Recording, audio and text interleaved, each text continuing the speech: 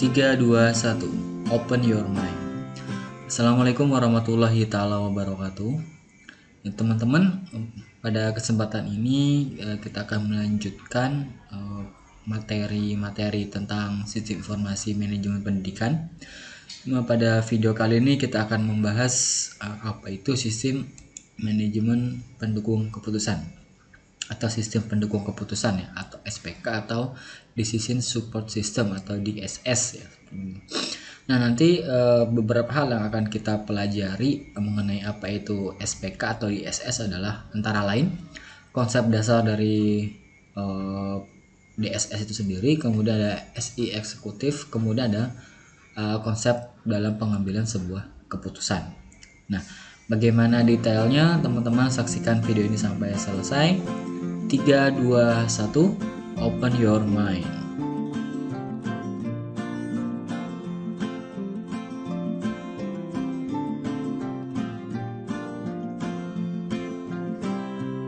Tiga, dua, satu, open your mind.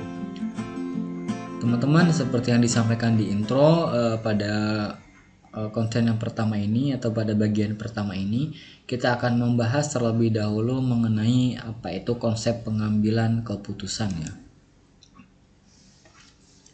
Pengambilan keputusan sendiri menurut beberapa ahli ada beberapa pengambilan keputusan menurut beberapa ahli yaitu pada tahun 2005 Suharna menyatakan pengambilan keputusan adalah proses memilih atau menentukan berbagai kemungkinan di antara situasi-situasi yang tidak pasti. Kemudian pada tahun 2008 menurut Baron dan Byrne ialah suatu proses melalui kombinasi individu atau kelompok dan mengintegrasikan informasi yang ada dengan tujuan memilih satu dari berbagai kemungkinan tindakan. Nah, pada kedua pengertian ini dapat kita pahami bahwa namanya mengambil keputusan adalah memilih di antara berbagai macam kombinasi atau situasi tertentu ya, yang kemudian akan kita pilih yang tadi sebagai acuan terhadap tindakan yang akan kita lakukan pada proses berikutnya. Nah, ada beberapa ciri dalam proses pengambilan keputusan, yaitu ciri yang pertama adalah proses keputusan itu sendiri. Kemudian ada namanya konsep ikatan, ada penilaian, kemudian ada perilaku dengan maksud tujuan tertentu. Nah, ini ciri dalam pengambilan keputusan. Nanti kita akan bahas per poin. Yang pertama, proses keputusan. Ini adalah suatu proses yang terus-menerus atau continue. Sebab kalau tidak adanya suatu proses yang berkesinambungan berarti tidak adanya hubungan dengan keputusan tersebut.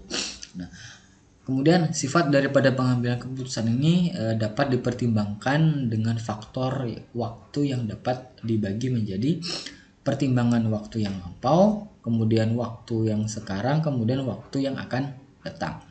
Jadi nanti proses sebuah keputusan yang diambil nanti mempunyai kesinambungan dengan hasil dari keputusan yang dibuat oleh sekarang, baik itu untuk waktu yang lampau, waktu yang sekarang maupun waktu yang akan datang. Itu pasti ada efeknya di salah satu poinnya.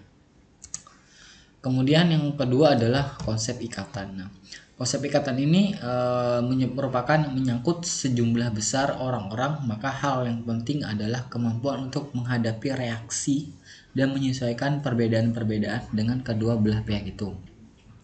Poin berikutnya, ikatan akan timbul karena orang-orang di dalam organisasi berusaha untuk menyesuaikan dan melaksanakan keputusan itu. Jadi seperti ini. Ketika ada sebuah problem di sebuah baik itu perusahaan atau organisasi, tentunya pasti ada beberapa yang pro dan kontra ya, itu pasti sudah pasti. Nah, bagaimana caranya seorang pengambil keputusan itu mampu menyesuaikan dari kedua belah pihak yang pro dan kontra itu, sehingga ketika keputusan itu diambil atau diputuskan, mereka yang yang tidak sependapat itu namun tetap bisa menyesuaikan atau tetap bisa melaksanakan keputusan yang diambil oleh pimpinan tersebut. Nah, kira-kira seperti itu konsep ikatannya. Yang berikutnya adalah konsep penilaian ya. Yang pertama, pimpinan atau pengambil keputusan menghadapi suatu pertanyaan pilihan antara dua atau lebih alternatif. Kemudian yang berikutnya adalah poin berikutnya adalah masalah daripada hasil keputusan itu sendiri yang telah diambil. Nah, yang pertama di sini artinya adalah ketika akan mengambil sebuah keputusan pasti pimpinan atau pengambil keputusan itu akan mendapatkan atau memperoleh berbagai macam alternatif pemecahan masalah. Bisa 1, bisa 2, bisa 3, atau bisa 4. Nah, itu nanti dia harus bisa memilih dari ke berbagai faktor atau alternatif pemecahan tersebut. Yang kedua adalah masalah daripada hasil keputusan itu sendiri yang telah diambil. Nah, terkadang keputusan yang kita ambil sekarang nanti akan menjadi sebuah permasalahan baru yang akan tampil atau akan tampak di masa yang akan mendatang. Nah, jadi seorang pemimpin atau pengambil keputusan nanti akan mampu menilai kira-kira solusi yang akan jadi yang telah yang dibuat sekarang itu akan menjadi problem juga di masa depan. Nah, problem yang di masa depan ini juga nanti dia harus sudah bisa memastikan atau bisa membayangkan nanti solusi pemecahannya lagi seperti apa. Jadi ada sebuah dua kali step dia ketika membuat sebuah keputusan gitu. Yang berikutnya itu perilaku dengan maksud dan tujuan tertentu. Nah, di sini yang diartikannya adalah perilaku dengan maksud tujuan untuk mencapai tujuan organisasi itu adalah merupakan suatu pertimbangan yang pokok dalam pengambilan keputusan. Nah, artinya apapun keputusan yang diambil oleh pimpinan itu diharapkan atau tujuannya adalah untuk mencapai tujuan organisasi tersebut ya. Apapun itu pertimbangannya, apapun itu problemnya, apapun itu keputusannya, itu diharapkan selaras dengan tujuan dari perusahaan atau organisasi. Nah, berikutnya ada mengenai fungsi pengambilan keputusan. Nah, dalam fungsi pengambilan keputusannya ada 2 poin utama yang bisa Anda pelajari lagi ya. Yang pertama, fungsi pengambilan keputusan adalah awal dari semua aktivitas manusia yang sadar dan terarah, baik secara individual maupun secara kelompok, baik secara institusional maupun secara organisasional. Nah, jadi keputusan itu pasti di awal itu pasti ada sebuah keputusan tertentu. Ya, contoh ketika Anda ingin kuliah materi ini, pasti Anda sudah membuat sebuah keputusan bahwa saya ingin mempelajari mata kuliah ini. Ketika Anda nonton video ini pun pasti Anda juga sudah mengambil keputusan bahwa Anda ingin menonton video ini. Nah, kalau tidak ada keputusan berarti Anda tidak mungkin akan menonton video ini. Nah, jadi di awal suatu aktivitas manusia pada umumnya pasti ada sebuah keputusan di dalamnya.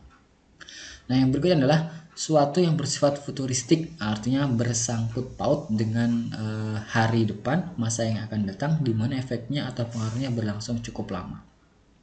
Nah, jadi pengambilan keputusan ini pasti akan berefek di masa depan ya. Entah efeknya bisa juga lama, bisa juga tidak ya, seperti itu.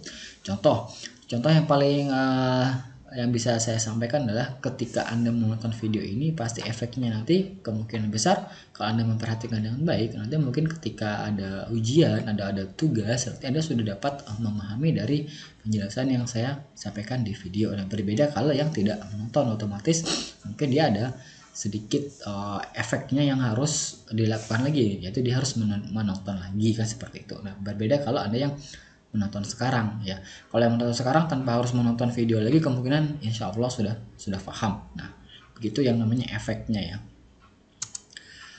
Kemudian ada tujuan dalam pengambilan keputusan. Ada 2 tujuan utama dalam pengambilan keputusan. Yang pertama, bersifat tunggal, terjadi apabila keputusan yang dihasilkan hanya menyangkut satu masalah.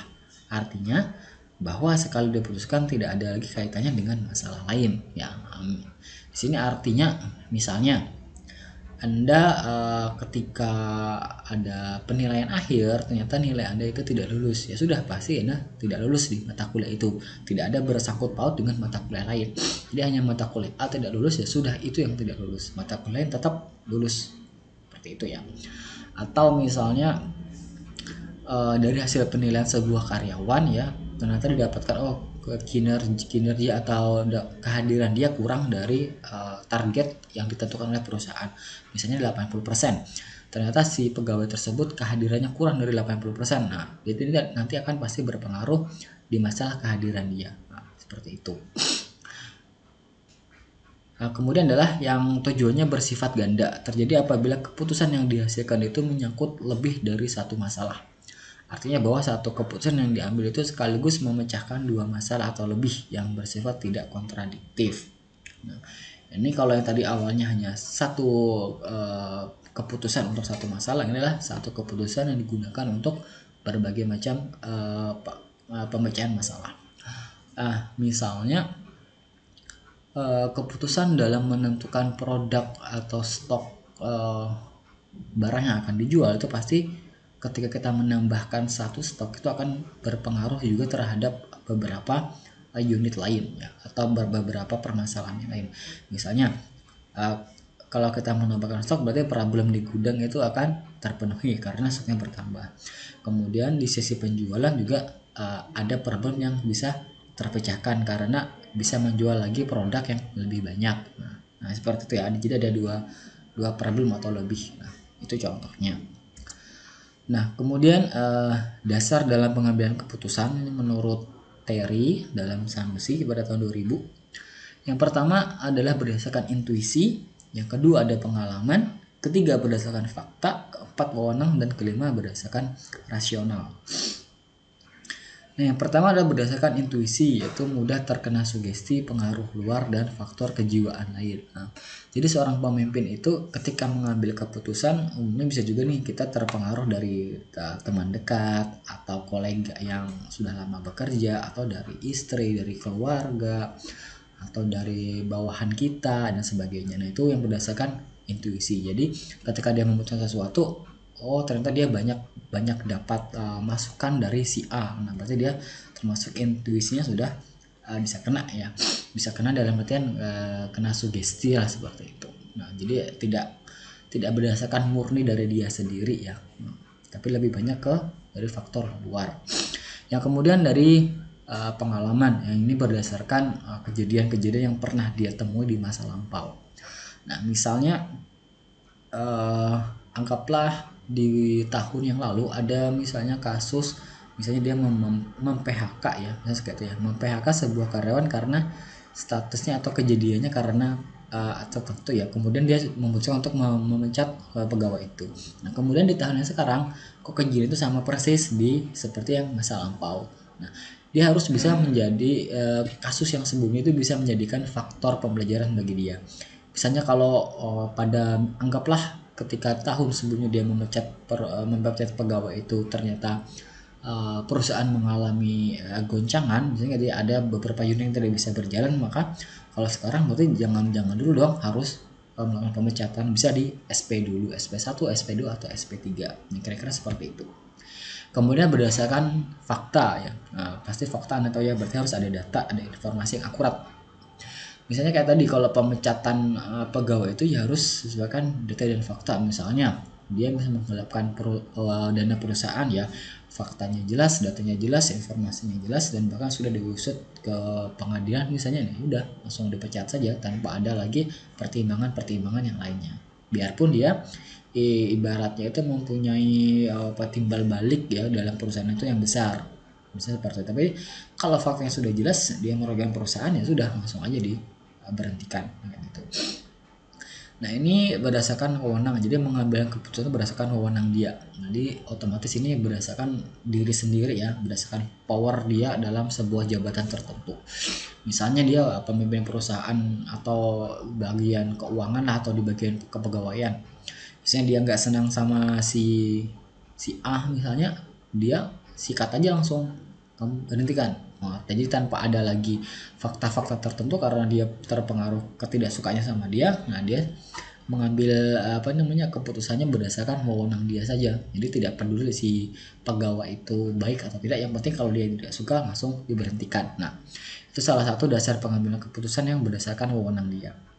Nah kemudian yang terakhir adalah bersifat rasional atau objektif ya, dalam artian dia ketika membuat sebuah keputusan benar-benar didasarkan atas fakta, atas pengalaman dia, atas intuisi dia, dari berbagai macam sumber dia olah, kemudian dia bisa mendapatkan keputusan yang rasional. Kira-kira keputusan yang paling tepat untuk perusahaan itu yang istilahnya itu tidak menimbulkan kontra yang terlalu tinggi atau sama-sama menguntungkan itu seperti apa. Nah dia sudah bisa menggambarkan atau memutuskan keputusan yang seperti itu. Nah, berikutnya adalah mengenai gaya pengambilan keputusan. Gaya pengambilan keputusan ada 4 ya. Kalau yang sebelumnya itu dasar pengambilan keputusan, nah berikutnya adalah gaya. Gaya ada 4. Yang pertama rasional, yaitulah strategi yang sistematis dan berencana dengan orientasi masa depan yang jelas. Jadi dia punya strategi atau planning ke depan itu seperti apa arah perusahaan.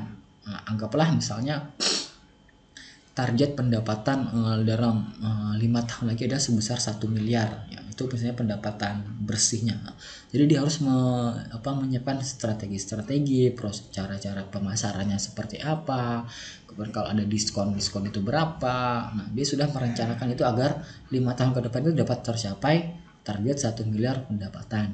Nah, yang kedua adalah berdasarkan intuitif atau intuisi ya, ketergantungan terhadap pengalaman batin, fantasi, dan kecenderungan untuk mengambil keputusan dengan cepat tanpa banyak pertimbangan atau pengumpulan informasi.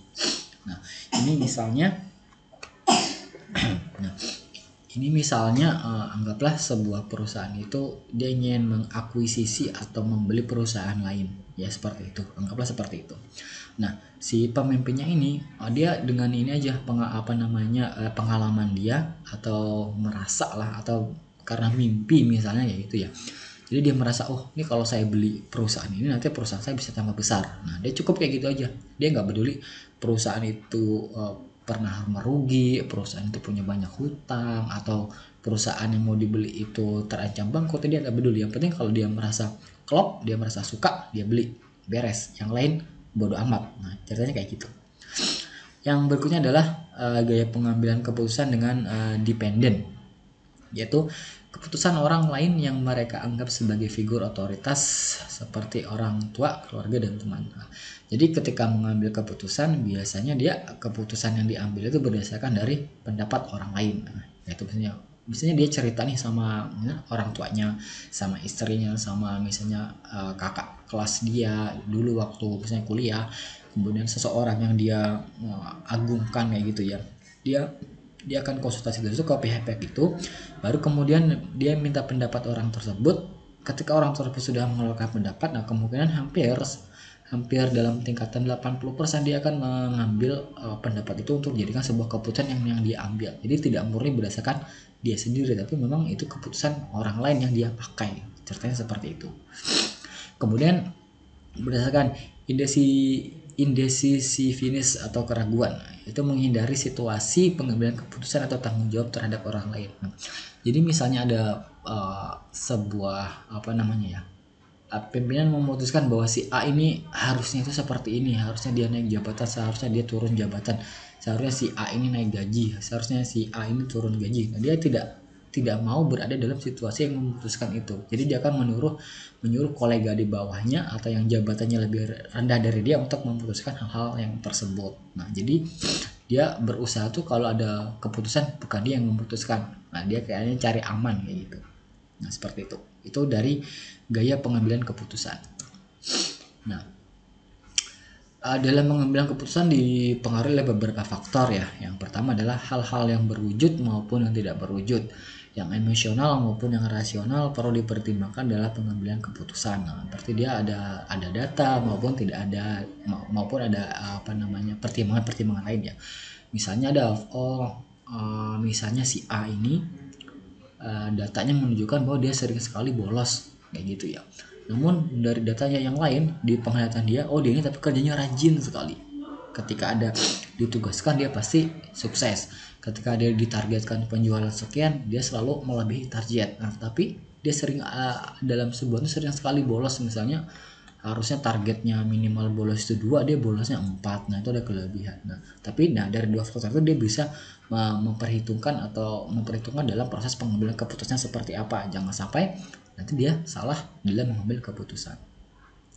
Nah, faktor yang berikutnya adalah setiap keputusan harus dapat dijadikan bahan untuk mencapai tujuan organisasi. Nah, ini harus penting sekali bagi seorang pimpinan ya. Jadi setiap keputusan yang dia ambil itu harus organisasi atau tujuan organisasi itu lebih diutamakan. Jangan sampai ketika membuat sebuah keputusan tertentu ternyata malah membangkrutkan organisasinya atau membangkrutkan perusahaannya. Itu kacau sekali seperti itu. Nah, yang faktor yang ketiga adalah setiap keputusan jangan berorientasi pada kepentingan pribadi, tetapi harus tetap mementingkan kepentingan organisasi. Nah, ini yang terkadang itu sangat sulit sekali untuk dilakukan ya. Nah, karena umumnya namanya manusia pasti dia akan menyelipkan kepentingannya dibandingkan dengan kepentingan perusahaan. Nah, jadi umumnya adalah kepentingan perusahaan akan diutamakan terlebih dahulu dibandingkan dengan kebutuhan atau kepentingan pribadi dia. Nah, diusahakan sih seperti itu. Faktor yang keempat yaitu jarang sekali pilihan yang memuaskan, oleh karena itu buatlah alternatif tandingan. Nah, jadi ketika akan memilih sesuatu pasti tidak ada pilihan itu yang memuaskan baik oleh satu pihak maupun pihak lain ya. Pasti ada yang suka, ada yang tidak suka. Nah, oleh karena itu bagaimana kita harus bisa membuat lagi juga alternatif lain. Misalnya solusi yang didapat hari ini misalnya hanya A saja. Misalnya kita harus memecat si pegawai ini karena dia sering bolos kayak gitu. Kita juga harus memilih besoknya kita buat lagi alternatif lain. Misalnya si A ini ternyata target penjualan dia ya, misalnya dia sales ya, target penjualan ini selalu melebihi target nih dalam 6 bulan berturut-turut. Nah, itu juga jadikan alternatif tandingan selain yang untuk memecat dia tadi. Supaya apa? Supaya nanti tidak terburu-buru dalam pengambilan keputusan yang akhirnya malah merugikan organisasi tersebut. Nah, faktor yang berikutnya adalah pengambilan keputusan merupakan tindakan mental. Dari tindakan ini harus diubah menjadi tindakan fisik. Bisa kan keputusan itu berdasarkan kayak mentalitas ya, atau dalam pikiran gitu. Jadi itu nanti akan dirubah ke dalam kegiatan yang nyata ya, dan yang kontak fisik ya. Misalnya kita sudah punya planning untuk memecat si A ya, nanti tindakannya harus yang fisik ya, kita harus pecat dalam artian kita membuat misalnya surat pemecatan dan sebagainya. Nah, kemudian pengambilan keputusan yang efektif membutuhkan waktu yang cukup lama. Nah, terkadang ketika mengambil keputusan yang tepat itu pasti akan dipengaruhi oleh faktor-faktor yang banyak sekali, baik dari data, dan pengumpulan data pun dilakukan dengan waktu yang lama agar keputusan itu benar-benar tepat ya. Nah, kadang-kadang keputusan itu yang diambil itu pasti selalu menimbulkan pro kontra ya. Jadi kalau memang ingin mengambil keputusan yang efektif pasti membutuhkan waktu yang cukup lama. Makanya terkadang keputusan itu jarang yang efektif. Karena apa? Karena kadang-kadang diputuskannya itu tidak dalam waktu yang lama ya, dan kadang-kadang malah terburu-buru ya. Seperti itu yang ada yang kacau selalu. Faktor yang berikutnya adalah diperlukan pengambilan keputusan yang praktis untuk mendapatkan hasil yang lebih baik. Nah, jadi kalau bisa itu keputusan itu diambil dan yang praktis aja agar mendapatkan hasil yang baik. Contoh, kalau fokusnya kita misalnya di penjualan sebuah produk ya, misalnya kayak tadi ada pegawai tadi yang dia jarang masuk, tapi performa dia ketika menjual produk itu selalu lebih tinggi dari teman yang lain. Nah, kita bikin simpel aja, oh ya udah ini kita kasih peringatan, udah beres. Dia kasih peringatan, diharapkan nanti dia tidak mengulangi lagi, namun tetap dengan performa dia dalam proses penjualan itu tetap terjadi hingga perusahaan tetap mendapatkan profit. Nah, kayak gitu. Kemudian setiap keputusan hendaknya dilembagakan agar diketahui keputusan itu benar. Nah, dilembagakan ini dalam artian yang dibuat surat keputusan dan lain-lain. Kira-kira seperti itu. Nah, proses pengambilan keputusan. Nah, dalam proses pengambilan keputusan ini ada beberapa ahli ya. Jadi menurut W.H. Newman, menurut Herbert Asimov, dan menurut Elbing. Nah, nanti ini tugas nomor 1 ya. Jadi silakan nanti teman-teman pilih salah satu dari ahli ini, kemudian kalian cari informasi apa sih pengambilan keputusan berdasarkan W.H. Newman itu seperti apa, menurut Herbert Asimov seperti apa, dan menurut Elbing seperti apa. Itu tugas nomor 1 ya.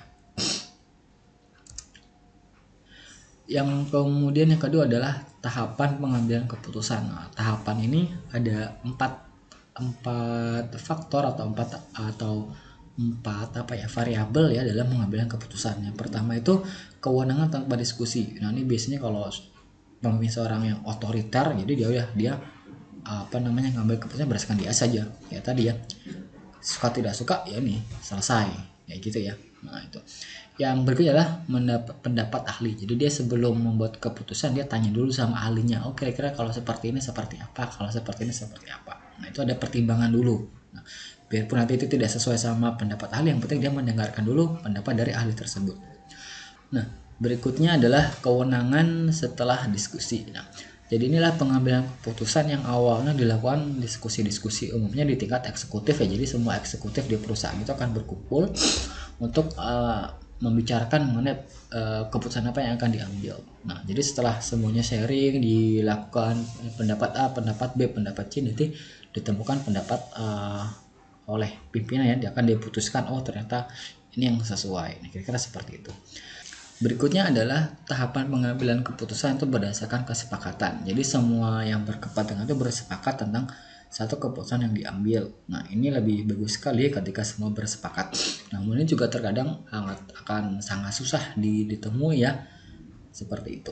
Karena terkadang itu tidak semua orang itu memiliki poin yang sama atau misalnya diputuskan keputusan A. Tidak semuanya orang itu pasti akan setuju dengan keputusan A tersebut. Biarpun setuju, kemungkinan ada faktor-faktor tertentu di balik kenapa dia itu setuju. Tapi umumnya adalah pengambilan keputusan yang berdasarkan kesepakatannya akan sangat susah sekali untuk dilaksanakan ya, seperti itu. Nah, berikutnya teman-teman kita akan membahas mengenai konsep dasar dari SPK. Nah, bagaimana konsep dasar SPK? Teman-teman saksikan pada video sebelumnya. Jangan lupa ditonton untuk video sebelumnya mengenai konsep dasar SPK. Nah, berikutnya teman-teman kita akan membahas mengenai konsep dasar SPK. Nah, konsep dasar SPK ini akan bisa teman-teman saksikan pada video sebelumnya. Semoga video ini dapat bermanfaat bagi Anda. 3, 2, 1. Close your mind. Assalamualaikum warahmatullahi wabarakatuh.